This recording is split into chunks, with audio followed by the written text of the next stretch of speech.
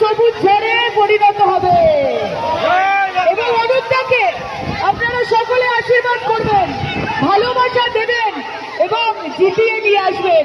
আমার মা বোনেরা এখানে ভিড়ছে, আমি কাউকে এখানে বেশিক্ষণ আটকে রাখবো না। তবে আপনাদের সাথে দেখা করতে এসেছিলাম, দেখা হলো সবার সাথে। কি মমতা ব্যানার্জিকে আশীর্বাদ করবেন তো? করবেন তো? কাজে আজকে এত দুর্যোগ আছে ঠিকই, কিন্তু আপনারা এই সিটটা জিতে যান, তারপর সায়নী ঘোষ আবার আসবে এবং সবার সাথে বিজয় উৎসব, বিজয় মিছিলে সামিল হবে। এই কথা আমি দিয়ে গেলাম। ভালো থাকবেন। জয় বাংলা, জয় বাংলা।